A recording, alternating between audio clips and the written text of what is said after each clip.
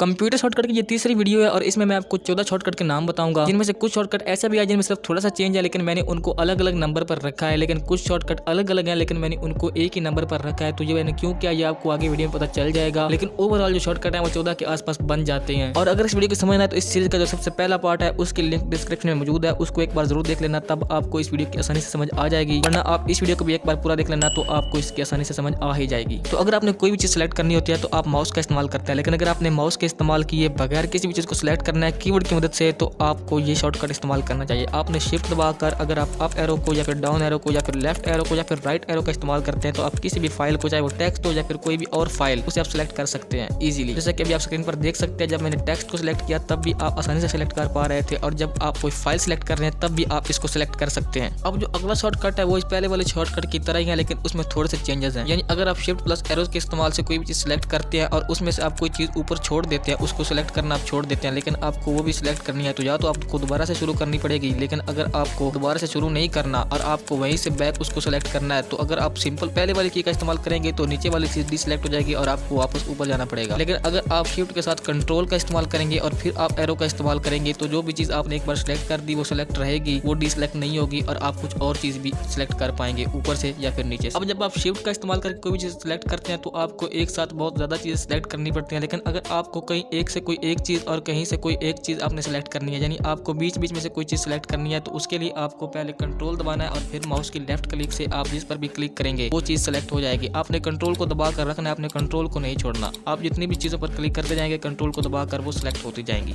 अगर इसमें भी अगर आपको माउस इस्तेमाल नहीं करना, आपको सिर्फ कीपैड का इस्तेमाल करना है, तो आप कंट्रोल के साथ माउस की जगह पर आप स्पेस का इस्तेमाल कर सकते हैं और एरो की मदद से आप एक फाइल से दूसरी फाइल तक आप मूव कर सकते हैं। आप एरो की मदद से जिस फाइल पर भी जाकर स्पेस का बटन दबाएंगे वो फाइल सिलेक्ट हो जाएगी, लेकिन यहाँ पर भी आपको कंट्रोल का बटन छोड़ना नहीं है। तो आप बगैर माउस के भी अपनी फाइल को अलग अलग जगह से सिलेक्ट कर सकते हैं। अब जो अगला शॉर्टकट है वो भी सिलेक्शन के लिए, लेकिन थोड़ी सी अलग तरीके की सिलेक्शन। यानी अगर आप शिफ्ट दबाकर अगर आप एंड को दबाते हैं तो अगर आपका कर्सर, आपका ऑप्शन जहां भी है, आपकी जो जितनी भी फाइल है वो पीछे से आगे की तरफ सारी सिलेक्ट हो जाएंगी। लेकिन अगर आप शिफ्ट दबाकर होम को दबाते हैं तो आपका जहां भी कर्सर है वहां से जो भी पीछे वाली फाइल होंगी वो सारी सिलेक्ट हो जाएंगी। ये आपका शॉर्टकट आपको ज्यादा टेक्स्ट में काम आएगा। यानी अगर आप कहीं भी आपका कर्सर है और वहां पर अगर आप शिफ्ट दबाकर होम को दबाते हैं तो उससे जो पीछे वाली पूरी की पूरी लाइन है वो सिलेक्ट हो जाएगी, और अगर आप शिफ्ट दबा के एंड को दबाते हैं तो उससे आगे वाली जो पूरी लाइन है वो सिलेक्ट हो जाएगी। तो ये काफी कमाल का शॉर्टकट बन जाता है अगर आपको टेक्स्ट को सिलेक्ट करना हो। अब जो अगला शॉर्टकट है वो आपके लिए ज्यादा यूजफुल होने वाला है इन पिछले शॉर्टकट से। यानी फॉर एग्जांपल आपसे कोई चीज डिलीट हो जाती है जिसको आप डिलीट नहीं करना चाहते थे, तो उसको अगर आपने वापस बुलाना है तो आपने कंट्रोल प्लस जेड का इस्तेमाल करेंगे तो वो चीज दोबारा से रिस्टोर हो जाएगी। और अगर आप दोबारा से कंट्रोल प्लस वाई का इस्तेमाल करेंगे तो वो टास्क दोबारा परफॉर्म हो जाएगा। इस तरीके से आप जो भी टास्क परफॉर्म करते हैं उसको अंडो या फिर रीडन यानी कि रीडो करने के लिए आप कंट्रोल प्लस जेड या फिर कंट्रोल प्लस वाई इस्तेमाल कर सकते हैं। जैसे कि मैंने दो लाइन ड्रॉ की है, इनको भी मैं कंट्रोल जेड और वाई से रीडो और अंडो कर सकता हूँ। अब जो अगला शॉर्टकट है वो शायद सबको पता ही होगा, लेकिन मैं फिर भी उसको इस वीडियो में ऐड कर रहा हूँ ताकि जिनको नहीं पता उनको भी उनका पता चल जाए, क्योंकि वो काफी यूजफुल शॉर्टकट है। वो है कंट्रोल प्लस ए। कंट्रोल प्लस ए के इस्तेमाल से आप सारी फाइल को एक साथ सिलेक्ट कर सकते हैं। अब जो अगला शॉर्टकट है ये भी काफी लोगों को पता ही होगा, लेकिन अगेन मैंने ये भी इसमें इसलिए डाला है ताकि जिनको नहीं पता उनको भी इस शॉर्टकट का पता चल जाए, क्योंकि ये काफी यूजफुल शॉर्टकट है। यानी अगर आप कंट्रोल प्लस सी दबाते हैं किसी फाइल को सिलेक्ट करके तो आप उसको कॉपी कर सकते हैं, और अगर आपने उसको कॉपी नहीं मूव करना है, कट करना है, तो आप कंट्रोल प्लस एक्स दबाएंगे तो वो कट यानी कि मूव हो जाएगी। कंट्रोल प्लस सी कॉपी के लिए और कंट्रोल प्लस एक्स मूव करने के लिए। अब ये तो बात होगी कॉपी और कट करने की। अगर आप उसको मूव करना चाहते हैं तो आपने जो भी फाइल कॉपी की है आपको जहां भी उसको मूव करना है वहां जाकर आपने कंट्रोल प्लस वी दबाना है और वो चीज वहां पर पेस्ट हो जाएगी। तो कंट्रोल प्लस सी कॉपी के लिए, कंट्रोल प्लस एक्स कट के लिए और उन चीजों को पेस्ट करने के लिए कंट्रोल प्लस वी। अगला शॉर्टकट है कि अगर आप किसी फाइल को सिलेक्ट करते हैं और आप उसके बाद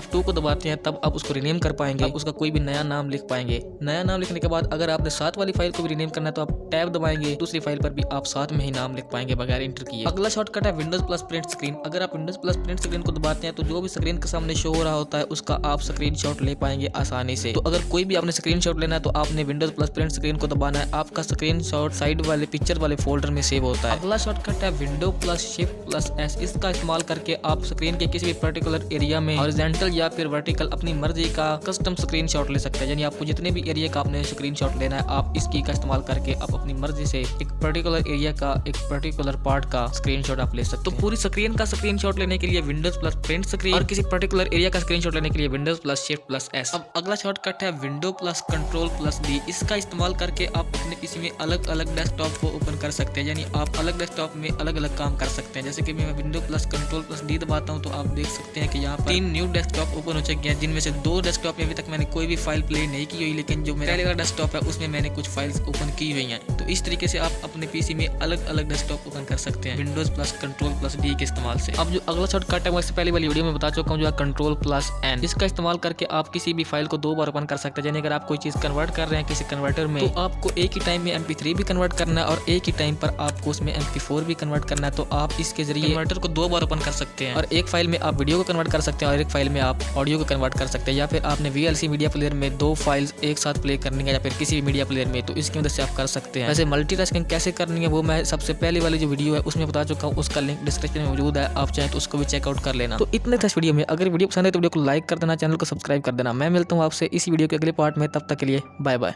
मैं मारूंगा कभी न कभी, कुछ नहीं होता अच्छाई से। हारूंगा कभी न कभी, मैं वाकिफ हूँ सच्चाई से। अब हारूंगा तो हारूंगा, क्या कर सकते हैं होनी का। पर लाइफ में लड़ना ऐसे जैसे फिल्मों में लड़ता टोनी जा। धोनी का शॉट बंदा रहा था, मुझको जो सीखा, बल्ला छूटा उससे पड़ोस का फूटा।